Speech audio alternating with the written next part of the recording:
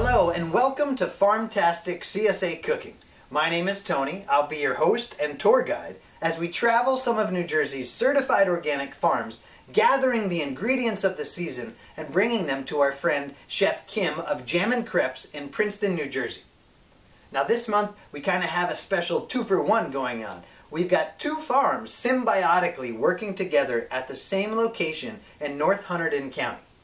Comeback Farms, which is predominantly an orchard and winter production, storage crops, working side by side with Cabbage Throw Farms, your traditional market garden style, smaller footprint, little bit of everything. So let's go check them out, see what ingredients are in season.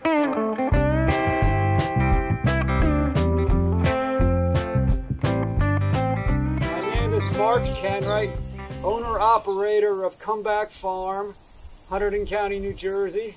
My organic farming career, Comeback is an organic farm, began in 1974 when my father, John Kennette, opened the first organic farm in the state of New Jersey in Somerset County, Farmer John's Organic Produce. I was his teenage assistant. For a long time, I was New Jersey's only second-generation organic farmer. That's not the case anymore.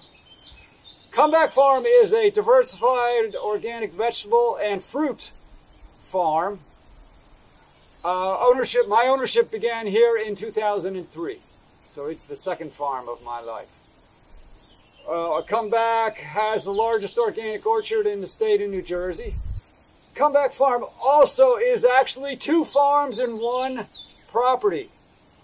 I have also farming with me Dean and Emily, whose farm, a separate entity, is Cabbage Throw Farm. So yeah, I'm Dean. I'm Emily. And yeah, we're the co-owners of Cabbage Throw Farm. And we rent land here with Mark and Comeback Farm. And we're going in our 4th year. This is our 5th year at this farm though. Because prior to starting Cabbage Throw Farm, I was actually Mark's farm apprentice, and yeah, we farm as market gardeners, so we're kind of micro farmers. Right. We use a lot of hand tools, and we focus our growing efforts on a very small acreage. So our gardens are only about 1 acre.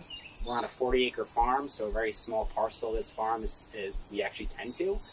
And we focus on fresh market vegetables, so things like leafy greens, so bunching greens like kale and chard, a lot of root vegetables, beets, carrots, radishes, turnips, and then we do a lot of bagged salad greens. Salad greens are very popular. It's kind of like the convenience fast food for vegetable eaters. Yeah, then we do like the traditional summer crops, so tomatoes, eggplants, peppers. Our CSA is market style, so we are mainly farmers market producers. We do very little wholesale accounts. Our CSA, you can pre-buy a membership, and there's 3 sizes. You're either a full, half, or mini share member. And with your preloaded card, you get a discount, and you're able to shop at any one of our markets. And our markets are on Thursdays starting in June at Juniper Hill in Annandale, New Jersey, on Saturdays in Easton, the Easton Farmers Market, and on Sundays, the Hunterdon Land Trust Farmers Market in Flemington, New Jersey. So let's take a look at, wow, all this gorgeous green stuff. So exemplary of the time of year we're in right now. Hakurei baby turnips. Gorgeous. You can tell nice and fresh with the greens. Nice French breakfast radishes. Beautiful. Rainbow Swiss chard. Gorgeous. We're going to put that in one of our dishes tonight. We have also, let's say, some bok choy. Lovely green bok choy, nice and crunchy in the cabbage family. Beautiful heads of baby lettuce. Doing such a nice job with all this stuff. A great big bunch of fresh spinach. Spring onions, scallions. Some more beautiful baby lettuce. And wow, they've got this cool organic farmer mix of greens, certified organic greens, which is just gorgeous. I don't know if you could see that, Tony, all the different colors in there too. Yeah. Cool, right? And then this is really cool too. Stinging nettles.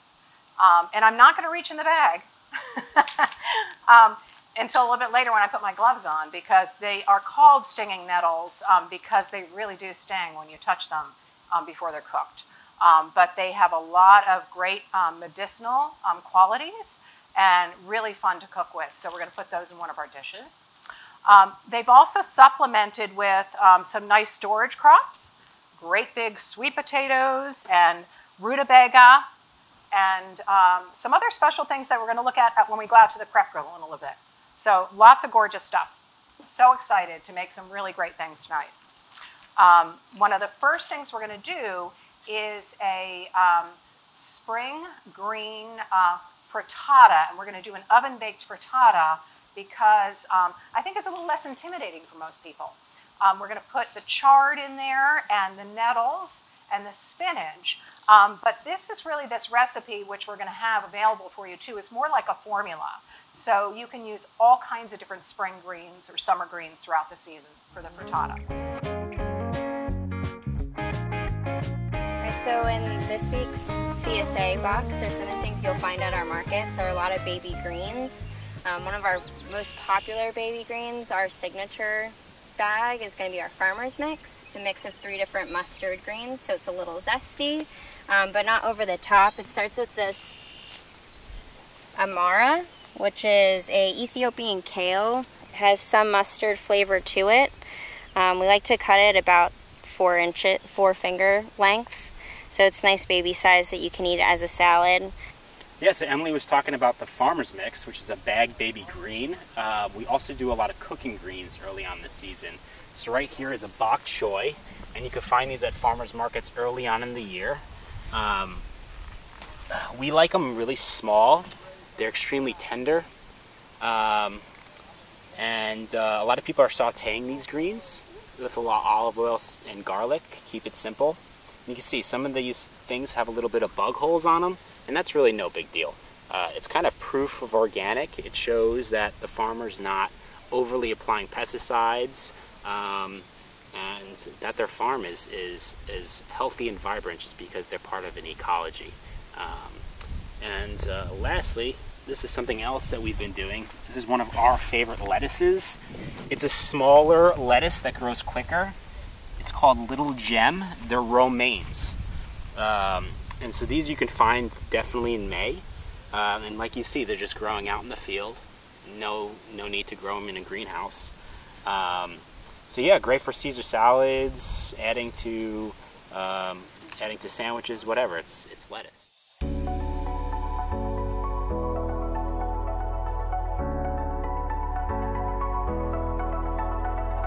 Great. So we have these really awesome early spring stinging nettle. And they really do sting. So you can see that I'm wearing gloves. Don't do this without gloves because it really does get you. Anyway, they have incredible medicinal values.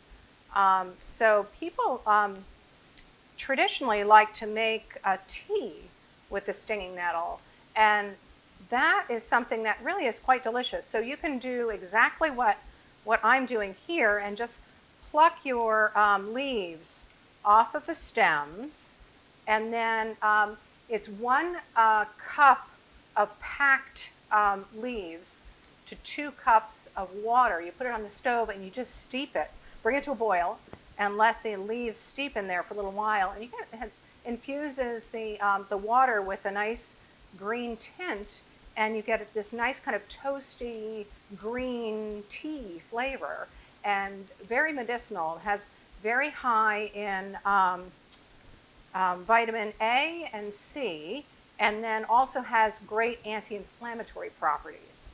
So I say one of the farms, Cherry Grove Farm in Lawrenceville, makes a a jack cheese with stinging nettles in it too, which is quite tasty and interesting. Anyway, we're going to add this to a spring green frittata that we're making. And to take a little bit of the sting out, traditionally you blanch the leaves. So I've got a pot of water on, and that's what we're going to do. Got those all kind of pulled off there, ready to go. And we're going to go over to the stove. After you blanch them, they actually hold their color quite nicely. It brings up the color, become really, really intense bright green, and it holds the color quite well. Got our water going. And you do want to add a nice amount of kind of salt to your water. Woo, there we go. Okay, pop that right in. And blanching means just really quick. It's a really quick thing. So, and this does take away some of that stinging property. So after this, you're kind of able to handle them a little better. You can pull these all out. I've got a colander right on the side. You want to take a look in there maybe? See how the colors come up like that? Isn't that nice? Okay. We're going to drain them and then coarsely chop them and add them to the other greens that we've done already. Prepped some of that nice rainbow Swiss chard from the CSA box and some fresh spinach. There we go. And that's going to be the basis of the veggies for our spring green frittata.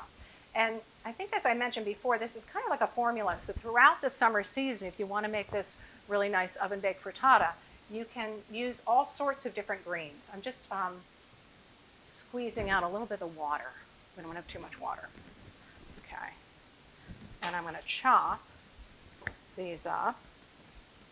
Just coarsely chop them and add them to our greens. And you want a total of, for this recipe, and this feeds 8 people, 6 packed cups of greens. So I'm adding them there. And then, so that's 6 packed cups there in total. And you'll be amazed how this shrinks down after we saute them in the pan with a little bit of olive oil, which is our next step for preparing this. Get a little olive oil. I'm going to put that in the pan. About 2 tablespoons in there. Okay. And then actually my first thing I'm going to saute now, red onions.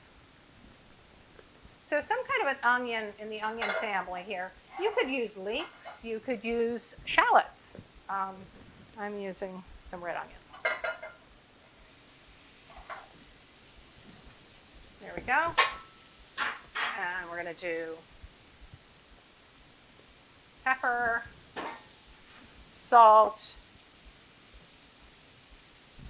Okay. And we're going to saute that just till we get a little bit of fragrant. They soften up a little bit. And then the greens are going to go right in there. And I've already preheated the oven to 375. Okay, we'll let that do its thing. And then we'll get our greens in. We've got 12 eggs here, which is the basis of our frittata. You know, oftentimes, but most traditionally, frittata are made, you know, right in the skillet on the pan, on the stove. But I like this oven-baked version because it makes it easy. Just kind of pop it in the oven. You can do some other things. So we're whisking our eggs. We're going to add 1/2 cup of cream to the eggs. Get going. And then you can add a cheese of your choice. We're doing some crumbled goat cheese. That is really nice too. You could use Parmesan. You could actually not even add cheese if you don't want to. I always love to add cheese to things. Makes everything more delicious, right? Little accent of flavor. Okay, so we've got our red onions. Now we're going to add our 6 cups of greens.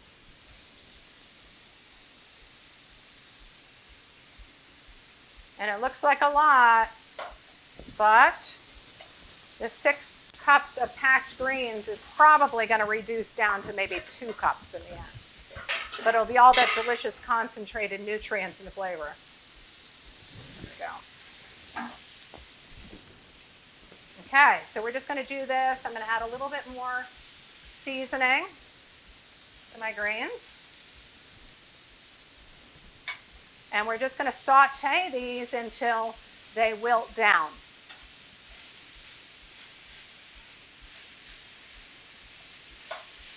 Just takes a few minutes. You know, if you had, you could use this recipe too. I know one of the other crops that'll be coming up in New Jersey soon is asparagus. And you could add some chopped blanched asparagus, just lightly cooked asparagus to this, and that would be delicious too. Or fresh peas. You can do a lot of things. But I love this as a way to use so many of these delicious, like, hearty greens that we get throughout the growing season.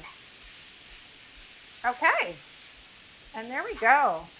Just kind of make it cook down a little bit more, but I like the texture in this so they don't get too wilted.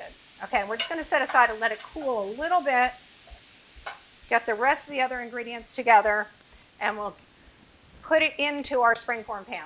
Now, I'm covering it in foil because most people, our springform pans get a lot of use. So they just kind of are a little bit wonky. And so you might want to do that just to protect and make sure that you don't have any runoff when you're baking your frittata. So that's just a nice little trick to cover your springform pan in some foil. So we've got our eggs going on here. I'm going to do a little salt and pepper in our eggs too. And then the other thing that's delicious in this, fresh herbs. You know, like all summer long from our gardens and farms, we have lots of herbs growing. I'm adding some fresh basil. However, I do love fresh dill in this, or fresh tarragon. Just so happened I had neither of those in my walk-in this evening. We had lots of fresh basil, so we're doing that. So whatever you have at the farm, you know, that you like in terms of flavor. I think tarragon and dill are delicious with eggs and greens, but basil's wonderful too. So we're going to put that in at the end. Remember, whenever you're cooking with like aromatic fresh herbs, you don't want to overcook them. You want to add them at the end because the heat kind of, you know, zaps all the flavor. So we're just putting that in at the end.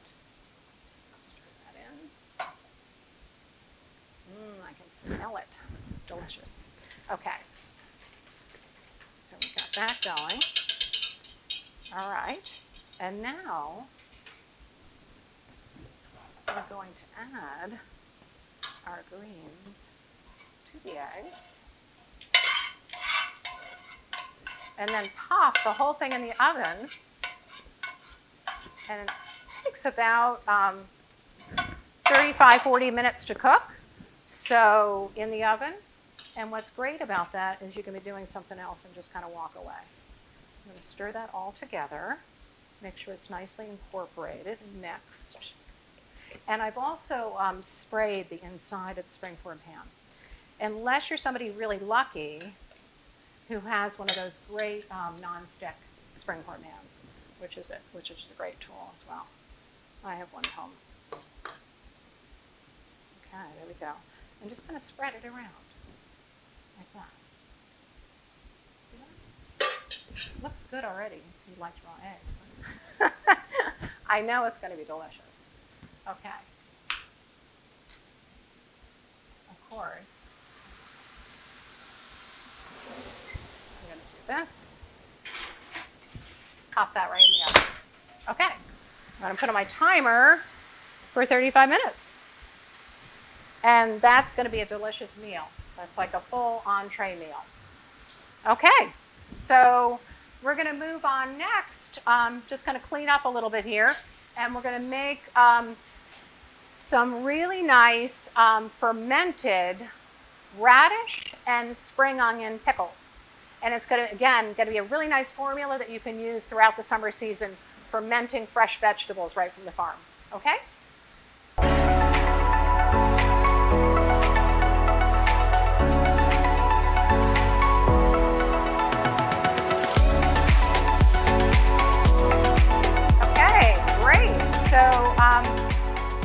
going to make, I'm going to teach you how to make fermented radish and spring onion pickles. And what's so awesome, the last time we were together, we made like a quick pickle. And this is a lacto-fermented pickle. So there's no vinegar we're adding to it. It's just going to be a brine. And it's a really great formula for fermenting all sorts of summer produce. Carrots, zucchini, green beans. And the flavor we're going to be putting in here is garlic.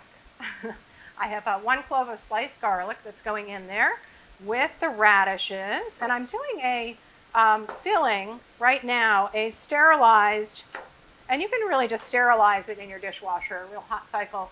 A mason jar, wide mouth is the easiest. This kind of 16-ounce wide mouth mason jar. There's all kinds of fancy fermentation crocks and things out there. You really don't need them, you know. Mason jars are great for this, and you know they come in all the different sizes. You can do twice this, of course, a 32-ounce jar if you've got a lot. You could do several of them, but there's all kinds of shapes and sizes, and they work really nicely. You don't have to worry about like the airlock situation that maybe if you've done any research or tried to do any fermentation as well, you really don't have to do that. What you want to do is make sure that your vegetables are always submerged under the brine, right? Because you don't want to have that oxygen hitting the vegetables in the jar.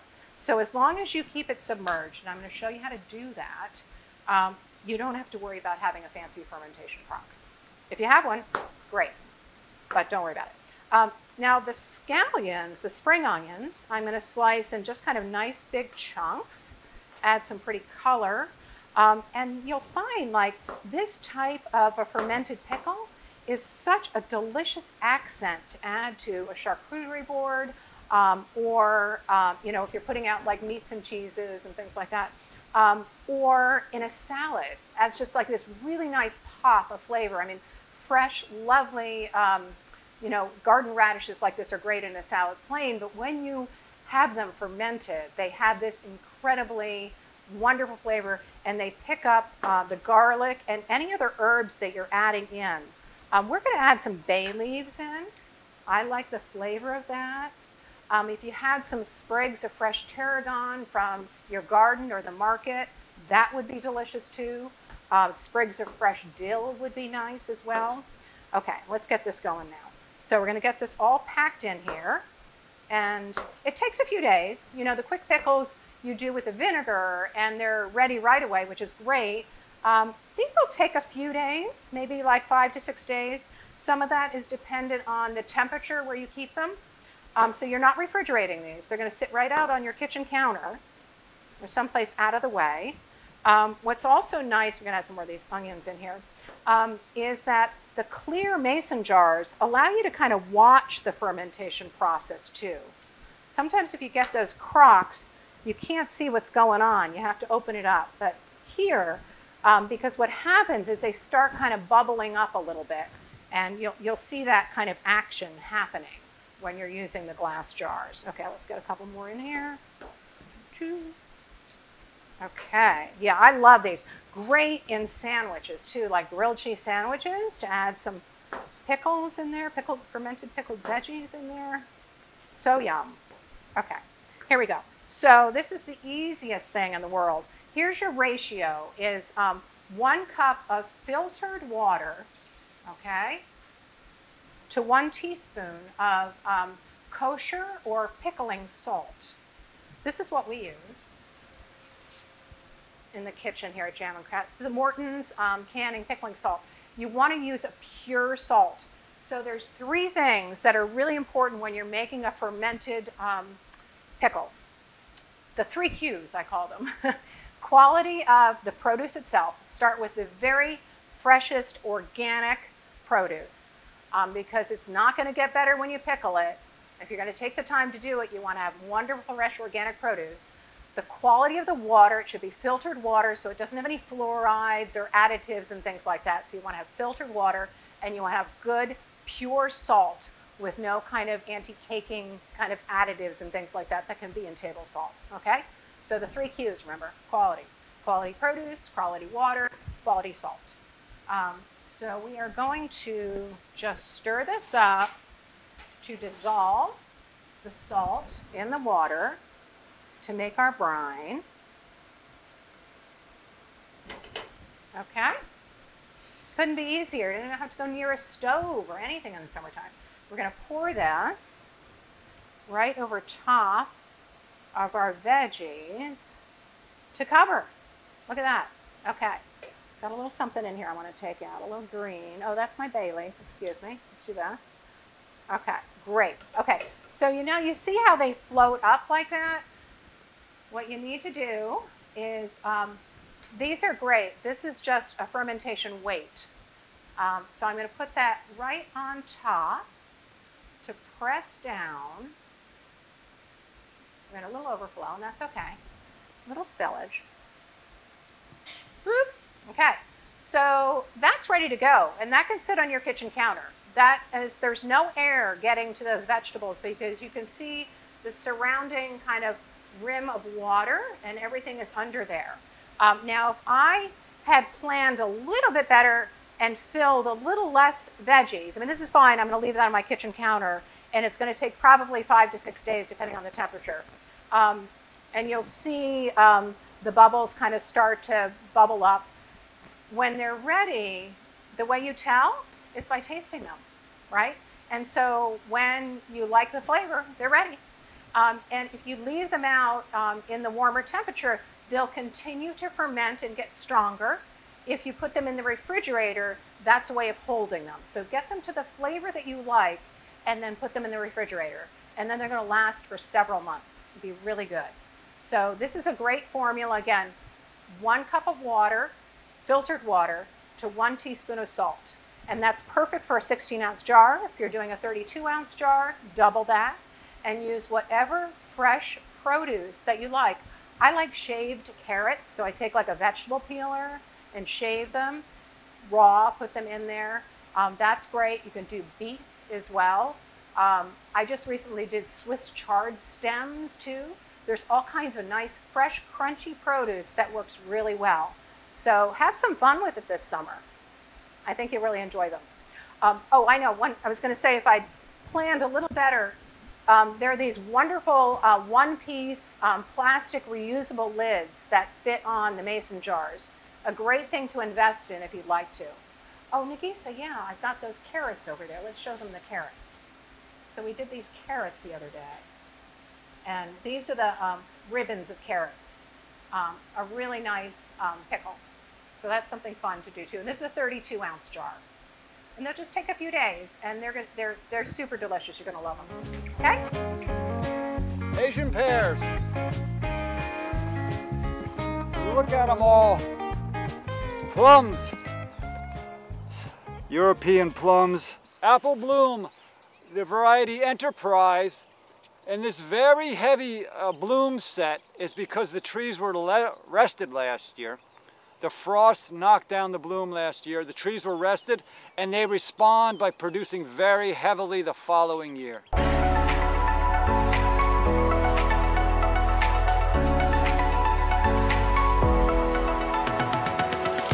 Hi, here we are at Jammin Crepes in Princeton, New Jersey, and we make crepes here, so that's what we're going to do.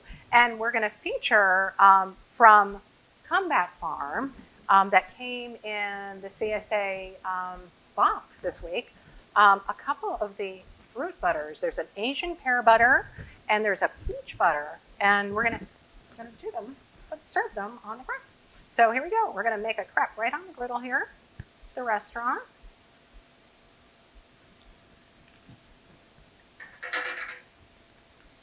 Jams and fruit butters are super delicious in crepes. Also in pancakes, you know. Crepe's really just a skinny pancake anyway. Just a skinny, fancy pancake. Okay, so, and what we love about crepes at our restaurant is the versatility. So we have fun putting all kinds of you know, wonderful fresh seasonal produce inside the crepes with cheese, lots of cheese. No, not always. We have lots of vegan things in our menu too. We have a vegan crepe batter, gluten-free vegan crepe batter, and we have vegan fillings too. So we just flip it like that. So now these griddles are about like 350 degrees, sometimes as high as 500 degrees. So they're really hot, and they cook these skinny pancakes super quickly. And you cook them on both sides, and then fold them in half like this. You want a nice golden tone on the crepe. And I'm just going to put a scoop of this yummy Asian pear butter from Comeback Farms right on here. Spread it around. Yummy. And the heat will kind of like, it's going to melt in there. Going to close it up like this.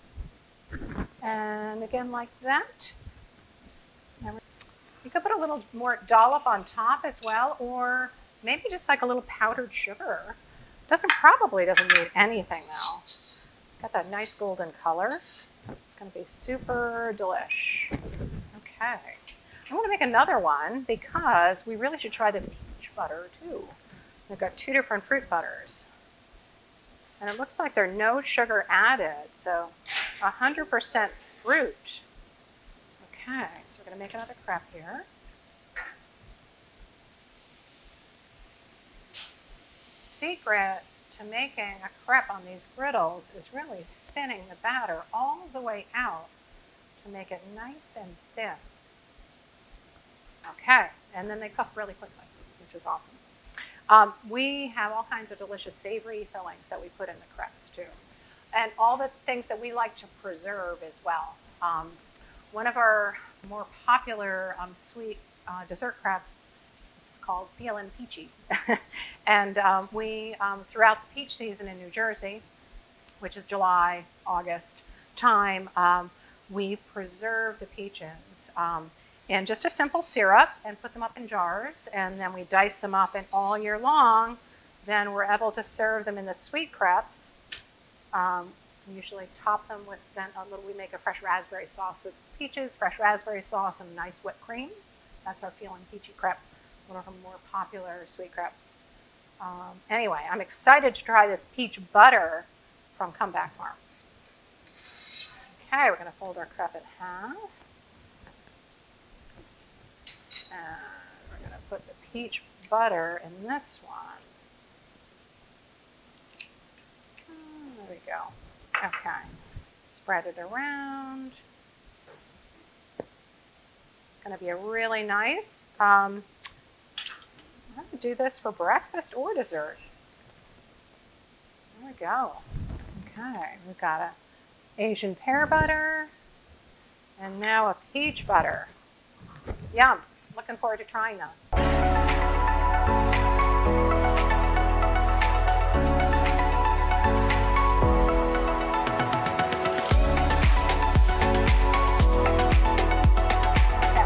right, great. So we've got these beautiful fresh baby Hakurei turnips, and we're going to roast them. You know, I mean, they're delicious to eat raw as well, and you can also ferment them just the way we did the radishes. But roasted really brings out their sweetness too, and just such a simple application. And what I love about it, you know, they're so fresh with the greens and everything that we're also going to roast them right along with their greens, so that you have the nutrition or the nutrients that are in the greens as well, and a nice texture, and it's very pretty too. So what I'm doing is I separated, of course, the greens from the root, the turnip, and just quartering them up into nice wedges that will be roastable wedges, and chucking them in a bowl. And we're going to add just a couple tablespoons of olive oil, salt and pepper, easiest thing in the world. And we're going to put them in the oven. They're going to roast up a bit, and then we're going to add the greens just kind of towards the end because they don't take as long to roast. But they can be done together, but you just want to put them in at different times. So we separated the greens and washed them, You want to wash them really well because the greens in particular can harbor, you know, dirt from the farm. And of course, we don't have to worry about with all this beautiful organic produce, we're not washing away any pesticides or anything, but just good old-fashioned dirt, right? So we're going to get rid of that. So we're just going to toss just a coat, the olive oil, a little salt and pepper, and then I've got a sheet pan that just lined with some parchment. And we only have one little bunch here, so we're doing a little thing of turnips. There's only a couple of us here to eat them tonight anyway, so there we go. But that'll be enough for a couple people. So we're going to pop that in the oven to roast, and you know, they're going to go in for about 15 minutes, and halfway through we're going to stir them. Okay, so here you go in the oven, and I might check our frittata while we're here too. So let's see. Well, with the frittata, we have the timer on, but I also always use the jiggle test, what I call the jiggle test on a frittata. You just want to give it a little shove in there and just make sure the eggs are set. And you know, they start cooking from the outside to the inside, so you're looking towards that middle to see if they're ready. So I'm going to give it a little, oh my gosh, it's ready. Okay, so I need one more oven mitt. This is me, and I can't find it, of course, but I'm going to use one. Okay, it's stronger than I thought. Okay, here we go. And look at how beautiful that is. Oh! The timer's gone off. Okay, so we're going to take our turnips that have been roasting in the oven, and we're going to stir them a little bit, and we're going to see if the greens are ready to go in. Ooh, they're getting some color on them, which is nice. A little color. And you know, you don't really need to overdo it with these things. They're really tasty and lovely. They don't need to cook too much. It's not like a potato, you know, where you need to make sure it gets cooked through. So I'm gonna say, let's close this up quickly. Let's get our greens in here. So I'm gonna toss the greens, and now I added, guess what? I added the radish greens in here too. So we've got our turnip and our radish greens. I'm going to toss them a little bit of the leftover oil that was in there from before. I'm going to add a tiny bit more because I've got a lot of greens in here now that I've got both the turnip and the radish greens. And toss them around. Yum, yum. I think that Peter Rabbit would be jealous. Okay, so let's get these all around here. And they're just going to wilt right on to the sheet pan and be super yum. So we almost have more greens than roots. Nothing wrong with that. We eat our veggies, eat our greens. Really high nutritional value. Okay, so let's pop these back in the oven. Okay, put that right in there. I'm going to give that like 6 or 7 minutes. Okay, and we'll take them out.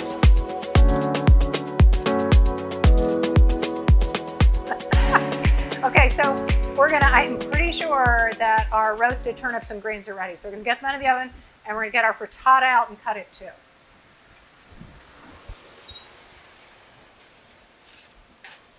Oh yeah. Let's take a look at this. So we've got the greens that have wilted nicely. Toss them around a little bit. Make sure they get, you know, I'm going to put them back in the oven for another couple of minutes because I'd like to get a little bit more. Put it right back in, and we're gonna cut our frittata. See how that comes out of the pan.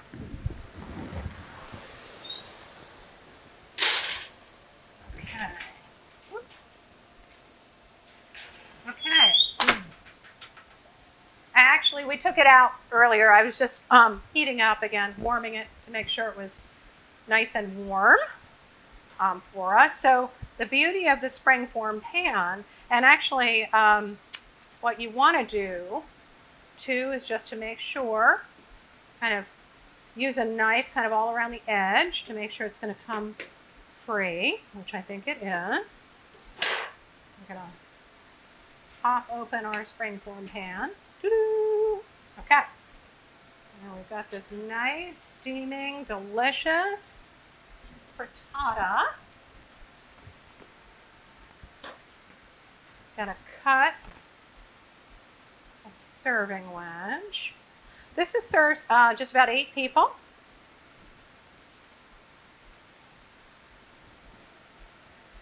Excuse me, I'm going to put my back to you, Tony.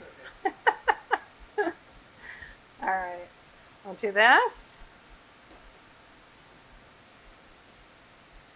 There we go. Now, I love, this frittata, I wanted it warm, but, actually it's really nice room temperature, too. You don't want to get it refrigerated, but room temperature is good. And I always like to, drizzle a little olive oil on it to finish it. If you have some fresh herbs you wanted to put on top, you could do that too. The other thing is really yummy too, and I'm trying to remember which farm it is. Maybe Nagisa remembers, but one of the organic farms also grows a sumac berry, and they have ground sumac that they sell, which is this nice dried berry with this tart lemony flavor. And I love to kind of put a little bit of that on top of a frittata with the olive oil before I serve it. I don't have any right now, but I'm just telling you. So I think I'm getting the turnips out now. I think they're ready. Here we go. Just wanted that little last bit because I like to get a little bit of char on the greens too. Just kind of nice little char on both the turnips and the greens. And we're going to plate those right along side. We're going to be eating lots of greens, which is a good thing. Okay, so here's the final meal. We have this lovely plate of wonderful, fresh, local, organic produce from Cabbage Throw Farm and Comeback Farms. Our green frittata, spring green frittata with goat cheese, and roasted Hakurei turnips with radish and turnip greens. And thanks so much for joining us again, and I'm really looking forward to sharing lots more delicious, fresh, organic meals with you throughout the season, spotlighting many wonderful New Jersey organic farms.